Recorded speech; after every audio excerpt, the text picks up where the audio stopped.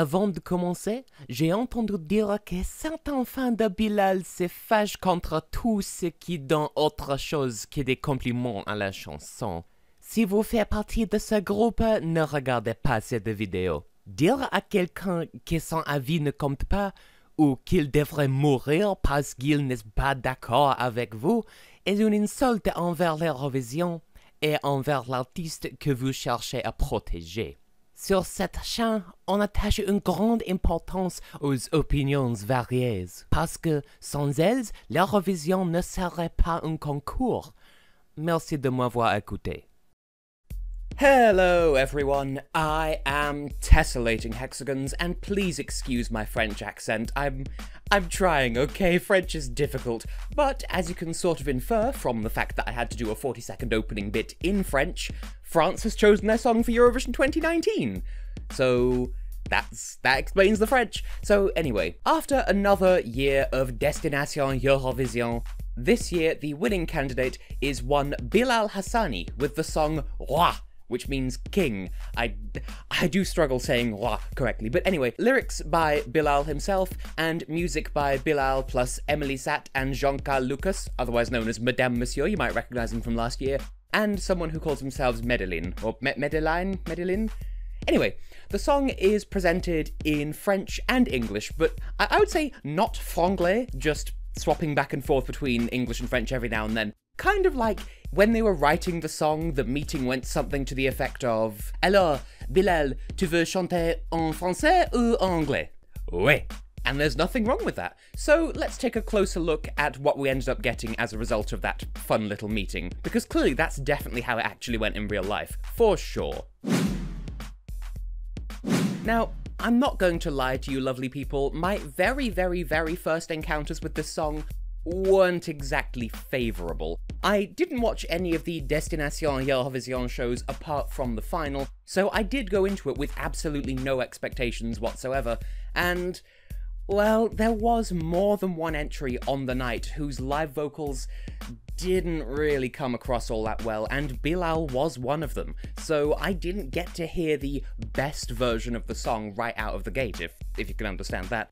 Couple that with the fact that the song would have had enough televote points to win the show even if the juries had given Bilal absolutely nothing, and reflexively, just on instinct, I was kind of left with a bad taste in my mouth really, but having since listened to the studio version with headphones, I think I'm ready to give a fair and balanced review, as is my life's work. That being said, you might notice that in the video description below I have linked the studio version of the song twice. That's because I want the official lyric video to get its fair share of views, you know, credit where it's due, but it's got so much background audio mixed in with the song that it gets kind of annoying when I'm trying to listen to the studio version of the song so I can analyze it, and there's just these interview segments and like audio from home videos, like, I just want to hear the song, please. So in the description below, you've got a choice as to whether you want that version with the background extra, I don't call it background noise, the extra stuff, and also separately just the raw studio version if you just want to hear the song with no added extra anything. And with all of that being said, let's get on with the review, shall we? You know, all things considered, this is a very 2010s Eurovision song, and that's no bad thing. Just imagine, you wouldn't get a song like this in the 90s or the 80s or even the 2000s really, save for a very small number of exceptions, so kudos there for bringing a good example of an empowering personal anthem of this kind. This succeeds where, for example, Denmark 2007 failed in terms of being a look at me, I'm a success story kind of song, you know? And the song achieves this in more than a few ways. For instance, the melody, specifically the melody of the refrain, is not only memorable but also really fitting in terms of establishing the atmosphere that the lyrics want to convey. It really does sound like a I don't care what you have to say, I am a king kind of melody, and that's good. It fits the song, it fits the message, it works. For that matter, everything about the whole package carries an air of confident sassiness that backs up the lyrics and the message. That is to say, it's not just a case of the song saying that Bilal is his own king.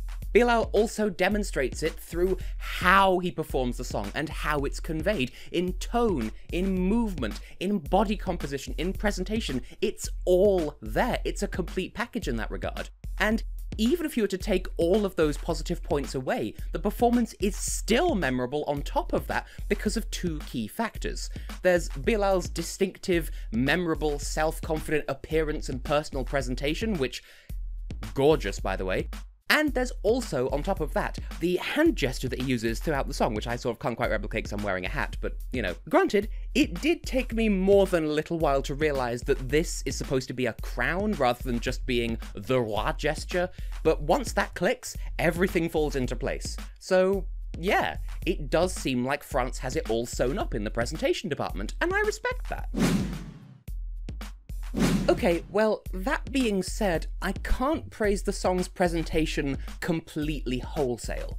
Like I said earlier, it might just have been the acoustics of the national final, since Bilal definitely wasn't the only one affected by this, but based on that performance, his live vocals weren't exactly gripping, if you know what I mean. He wasn't out of tune per se, it's just that some parts of the song didn't feel as powerful as a song like this really should.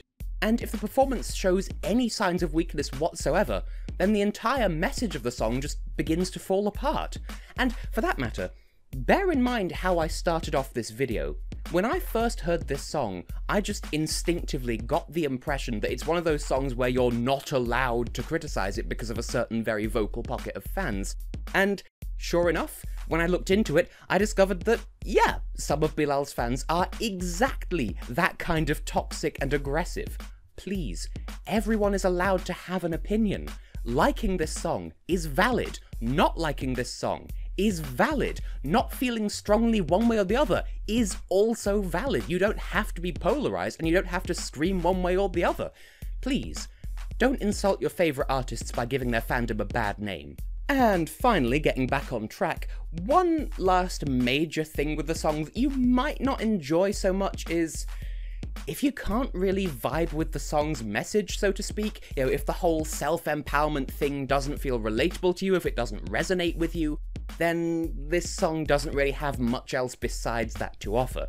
Even with the message, it's kind of nothing we haven't heard before, both on the Eurovision stage and off it, so if you can connect to Bilal's story, then that's not a problem whatsoever. If it resonates with you, if it empowers you, that's good, that's great. But if that doesn't happen, if you can't connect to it, then you might well lose interest. And there's nothing wrong with that on a personal level. You're allowed to not like it if you want.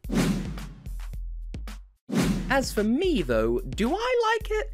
Well, for my personal rating out of 10, let's just jump right into this instead of making it take longer than it has to. Let's not make this be too painful. I give this a personal score of 6 out of 10, which is still a good number by all means. That's still a passing grade. This is not a failure of a song by any means. It's just that, as I said earlier, it's not a song that I personally especially connect with, and the live performance didn't hook me quite as much as it perhaps hooks other people. For what it's worth, I don't hate this song by any stretch of the imagination, and I do think that Bilal has plenty of potential. He might well surprise me in the night of the Eurovision final. I might vote for this, we'll have to see. I do like the melody of the song for one thing, and I'm happy for him for creating an anthem that empowers him so effectively and so completely. It's just that the song isn't for me, and that's fine. As for the technical score out of 10, I'm inclined towards a high 7. It's competently composed, certainly, and I praised the melody earlier on in the video. You know that professionals have put some love and care into this one. But for one, the stuttery vocal section, the oh part, kind of feels really incongruous as to where it is in the song. It just sort of comes out of nowhere and doesn't especially feel perhaps like it fits all that great. And especially in the live performance, it could be stronger than it is. It kind of came out of nowhere and didn't really click with me. That being said, I do think that Bilal's winner's reprise was an improvement over his competing performance, which shows good signs for how much he can improve in time for the actual contest. To the people getting angry at me for thinking any of these thoughts in the first place, I say, Just consider how much you like Bilal already. Just consider how much you like the song already. Now just imagine how much more you'll love it in May, when he'll have improved so much more. He might prove people like me wrong. Just, you know, it's a work in progress for the time being, and that is fine. But is this whole thing a step in the right direction for France as a whole, though? I mean, it's the same national final format as last year, and just like last year, it kind of feels like the French public went into the final show having already decided the winner before anyone got to sing a single note. And once again, it was won by a song written by Madame Monsieur, like the first 2 years of Supernova for Latvia. Like, instead of Aminata, it's Madame Monsieur, winning by themselves and then winning as a songwriter. So, yeah, as far as France is concerned, it's last year all over again, in terms of format, so I can't really say it's an improvement or an unimprovement, is that the word? Like, France is going steady, and there is... I just bit my tongue. France is going steady, and there is nothing wrong with that. As I said before, the fact that the public vote was so heavily split, with second and third getting about 15% of the points each, and then first place getting 35%, thus getting enough points to make the jury vote completely irrelevant, kind of belies a flaw in the system, but that's something that can be addressed by doing exactly this. Sticking with the same format and making adjustments year on year to make it be its best possible version of itself. I think France is building towards that. But do I think Bilal would qualify from the semi-finals if he had to? Well, as we know, France is a member of the Big Five, and the Big Five doesn't have to worry about passing the semi-finals because they're auto-qualifiers. But if the song had to... Bilal's fans won't like me saying this, but I don't think it would be a guaranteed thing. It would largely come down to how the staging is presented and how well he performs vocally. Thing is, if his national final performance didn't leave much of an impression on my parents or on me, as foreigners listening to it for the first time, and he performed to that same standard at Eurovision, I fear things might start to fall apart for this song. But, conversely, if he has amazing staging and astounding vocals like he deserves, then he might be able to hold his own after all. Either way, I know some of his superfans will kick and scream and insist that he'll definitely win, no questions asked. But you get fans like that every year, and it can never be that direct and straightforward for anyone, no matter what, so we definitely can't say anything for sure in that department. On top of that, I've heard that most of Bilal's fans are found in France, with a few spilling out into Belgium and Switzerland, and beyond that, he's pretty much a complete unknown, so we can't rely on his fandom giving him extra points. We'll just have to see what happens, and I'm looking forward to seeing what happens, to be perfectly honest. But what do you lovely people think? As ever, there is a poll in the iCard of this video to let me know, do you like this song, do you not like this song, do you feel in the middle? No matter what you think, that's totally valid. I do encourage you to listen to the song, the links are in the video description as always. Let me know how you feel, the comment section's open, I'm always up for a civil discussion. Please keep it nice, we're all friends here, we're one big family. Anyway, I have been and will continue to be Tesselating Hexagons, and France, we will see you in Tel Aviv in May, and I'm hoping that you bring your very best, so good luck to you, and see you then.